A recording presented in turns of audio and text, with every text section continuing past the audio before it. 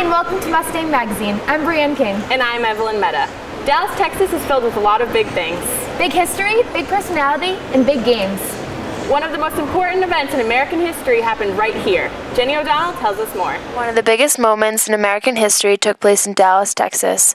On November 22, 1963, at about 12:30 p.m., President John Fitzgerald Kennedy was driving through Dealey Plaza in an open limousine. This plaza was named after George Bannerman Daly, an early editor for the Dallas Morning News. The plaza is located in the historic west end of downtown Dallas. The former Texas School Book Depository, located just outside of the plaza, is where Lee Harvey Oswald waited in a 6-story window. He shot and killed John Fitzgerald Kennedy, known to most as JFK. His death shocked the nation. Well, at the time I was 4 years old, so the things about feeling well.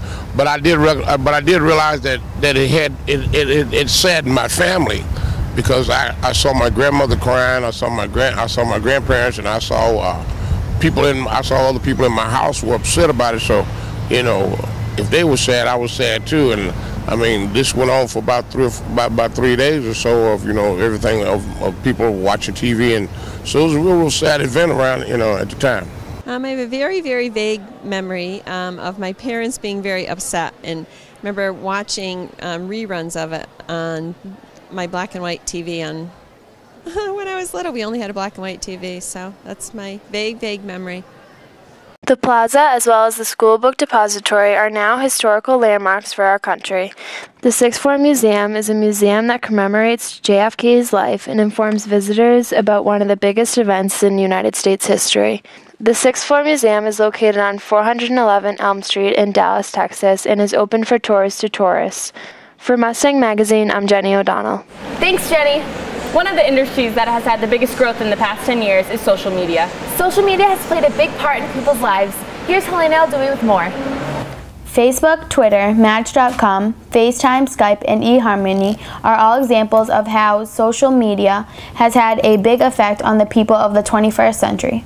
Social media comes into play in my life whenever I need to find my friends, usually through my swim team or my water polo team if I need to invite them to my annual party. The use of social media and friends, it affects me in both a negative and a positive way.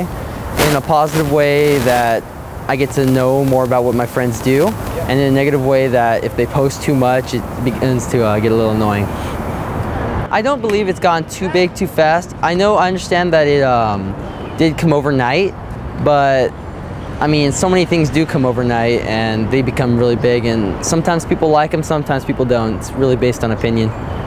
There are 300 million active users on Facebook worldwide. There are over 130 million active users on MySpace worldwide.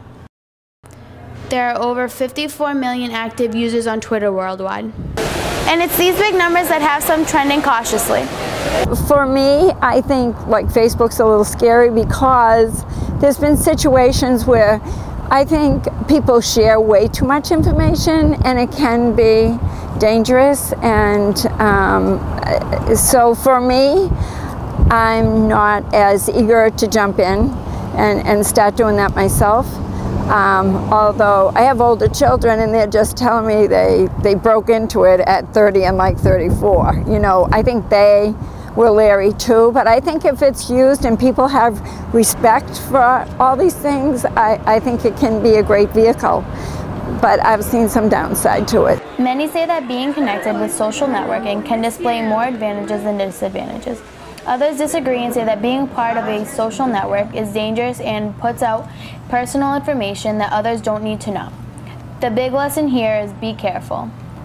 For Mustang Magazine, I'm Helena Al-Dewey. Thanks, Helena. Here in Dallas, Texas, a big group of teenagers have invaded this local hotel. Khloe Kardashian tells us why. The Student Television Networks holds a big convention that takes place in a great city in the U.S. once a year. This year, the convention is taking place in Dallas, Texas, at the Hyatt Regency Hotel. Many students from different areas of the country came to Dallas to learn more and compete in the convention to have a great experience with communications. Doug Green, the president of the Student Television Network, explains how this big convention got started. A bunch of teachers about 9 years ago, we were in Washington, D.C. for our own conference, and we took our students to an adult journalism conference And we brought some students along, and they had this Q&A session, and the students were asking better questions than the adult reporters. So we went back to the hotel and we said, you know, we should do our own convention. And it sort of began in a hotel lobby in Washington, D.C. The next year we held it. That's 9 years ago. Our first convention was in L.A. We held it at USC. 450 people showed up, and we thought, this is big. There's a lot of hard work that is required in order to hold a convention as big as this. Meryl Peterson is one of the many hard workers who make sure this convention runs smoothly.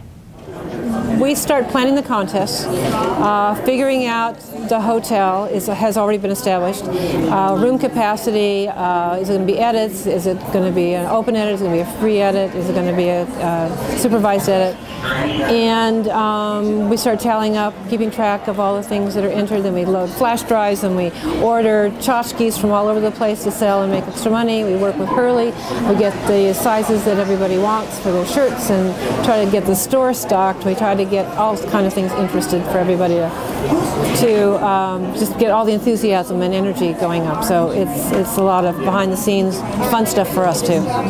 With the big competition going on at the convention, all the students here are very hard at work. The convention has taken over Dallas, and it looks like it'll be another successful turnout for the Student Television Network. For Mustang Magazine, I'm Khloe Kardashian. Thanks, Kayla. Whether it's her big hair or her big personality, Khloe Kardashian is one of the biggest things in Texas. But if she's so big, where is she? Recently, one of the Kardashian sisters moved to Dallas, Texas. Her name is Khloe Kardashian, and she is married to Lamar Odom, who plays basketball in Texas. Khloe Kardashian is now one of the biggest celebrities in Dallas, and since we are in Dallas, we are going to go on an adventure to find her. Excuse me, sir. Yeah. Have you ever driven Khloe Kardashian? Have I ever did what? Driven Khloe Kardashian? No, not yet, but I'm really looking forward to it. Oh, wow. Have you ever seen her? I haven't seen her in person, not yet. Do you want to ever see her? Yes, I do. Believe I do. Okay. Thank you. Do you know if they're big from around here? If they're big around here? Yeah. I think they live over there. Oh, okay. Excuse me! Hey, excuse me! Wait. Have you ever heard of Khloe Kardashian? Khloe Kardashian, yeah, she's married to Lamar Odom. Do you know if she's big around here? Where she's big? Yeah, like is she like big famous? Probably not, I don't know. You don't think she's famous? No. Do you want to meet her? Yeah, sure, why not? Well, I mean, she lives right over there. Are you sure? Yeah, I swear. That hotel. I should go up there. You want to come with me? Yeah, sure. We can all go? Yeah. All right, I'm coming. Just stop. I'm gonna walk over here. I need time to catch up. We're still on our hunt to find the big Khloe Kardashian. We talked to a few people earlier, and they said that she lives right behind us in that hotel. So if you want to join, come with us. We're standing in front of the American Airlines Stadium where the Mavericks play. And guess who's on the Mavericks? Khloe Kardashian's husband, Lamar Odom.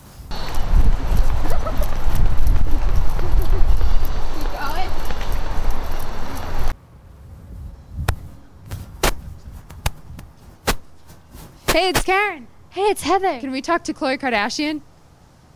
We heard she lives here. Can we go and see her? Please? We finally made it here, and we think we might have spotted her car.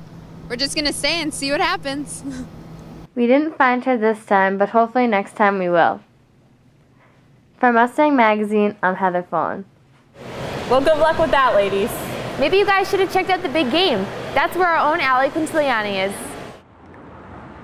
Located in the Victory Park neighborhood of Dallas, Texas, is American Airlines Center, home to the Dallas Stars and the 2011 NBA champions, Dallas Mavericks. On March 21st, the Mavericks are hosting the Los Angeles Lakers, but before the doors open at 7, preparations must take place for this big matchup. For those who want to bring home a piece of sports history, the fan shop will definitely be a stop.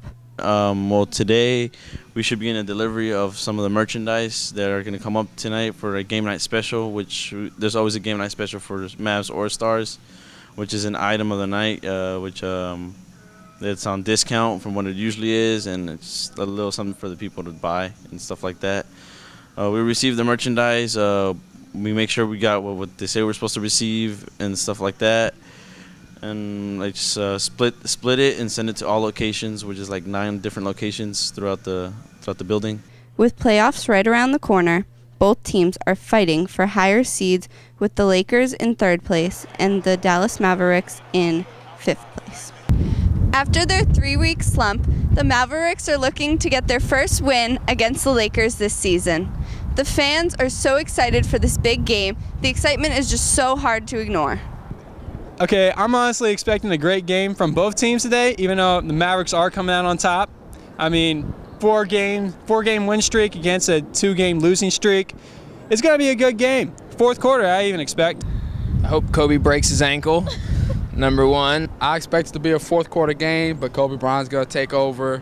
It's going to be game over. Because if they try to double team Kobe Bryant, they can't double team Andrew Bynum, Paul Gasol, Steve Blake. You can't double team all those players, but we can double team Dirk. We don't have to worry about nobody else. Number 2, I expect Dirk to drop about 2,000 points, if that's possible, and that should wrap up the night. As long as Dirk's got 2,000 points, I think that's it. It should be an intense game, as both Lakers and Maverick fans believe their teams will win. For Mustang Magazine, I'm Alicia Quintiliani. That's all we have for Mustang Magazine. From Norwood High School and Mustang Magazine, we'll see you next time. Bye.